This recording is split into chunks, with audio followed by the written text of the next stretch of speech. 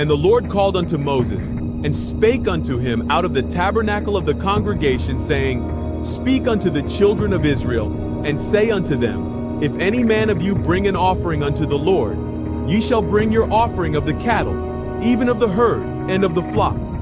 If his offering be a burnt sacrifice of the herd, let him offer a male without blemish. He shall offer it of his own voluntary will at the door of the tabernacle of the congregation before the Lord. And he shall put his hand upon the head of the burnt offering, and it shall be accepted for him to make atonement for him. And he shall kill the bullock before the Lord.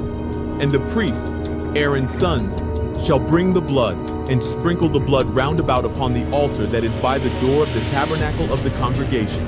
And he shall flay the burnt offering, and cut it into his pieces. And the sons of Aaron the priest shall put fire upon the altar, and lay the wood in order upon the fire. And the priests, Aaron's sons, shall lay the parts, the head and the fat, in order upon the wood that is on the fire which is upon the altar. But his inwards and his legs shall he wash in water. And the priest shall burn all on the altar, to be a burnt sacrifice, an offering made by fire, of a sweet savor unto the Lord. And if his offering be of the flocks, namely of the sheep, or of the goats for a burnt sacrifice, he shall bring it a male without blemish. And he shall kill it on the side of the altar northward before the Lord. And the priests, Aaron's sons, shall sprinkle his blood round about upon the altar. And he shall cut it into his pieces, with his head and his fat. And the priest shall lay them in order on the wood that is on the fire which is upon the altar. But he shall wash the inwards and the legs with water. And the priest shall bring it all and burn it upon the altar. It is a burnt sacrifice, an offering made by fire, of a sweet savor unto the Lord. And if the burnt sacrifice for his offering to the Lord be of fowls, then he shall bring his offering of turtle doves, or of young pigeons. And the priest shall bring it unto the altar, and wring off his head, and burn it on the altar. And the blood thereof shall be wrung out at the side of the altar. And he shall pluck away his crop with his feathers, and cast it beside the altar on the east part, by the place of the ashes. And he shall cleave it with the wings thereof, but shall not divide it asunder. And the priest shall burn it upon the altar, upon the wood that is upon the fire. It is a burnt sacrifice, an offering made by fire, of a sweet savor unto the Lord. And when any will offer a meat offering unto the Lord, his offering shall be of fine flour. And he shall pour oil upon it, and put frankincense thereon. And he shall bring it to Aaron's sons the priests, and he shall take thereout his handful of the flour thereof, and of the oil thereof, with all the frankincense thereof.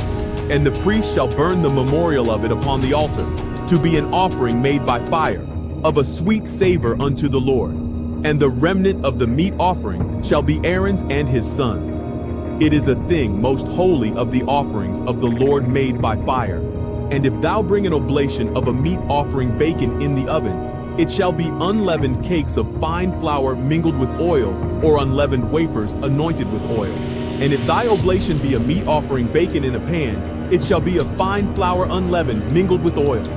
Thou shalt part it in pieces, and pour oil thereon. It is a meat offering.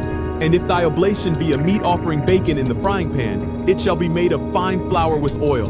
And thou shalt bring the meat offering that is made of these things unto the Lord. And when it is presented unto the priest, he shall bring it unto the altar.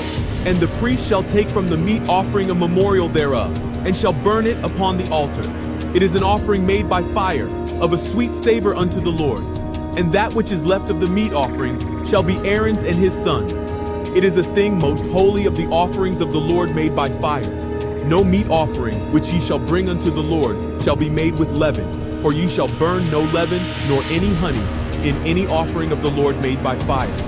As for the oblation of the first fruits, ye shall offer them unto the Lord, but they shall not be burnt on the altar for a sweet savor. And every oblation of thy meat offering shalt thou season with salt. Neither shalt thou suffer the salt of the covenant of thy God to be lacking from thy meat offering. With all thine offerings thou shalt offer salt. And if thou offer a meat offering of thy first fruits unto the Lord, thou shalt offer for the meat offering of thy first fruits green ears of corn dried by the fire, even corn beaten out of full ears.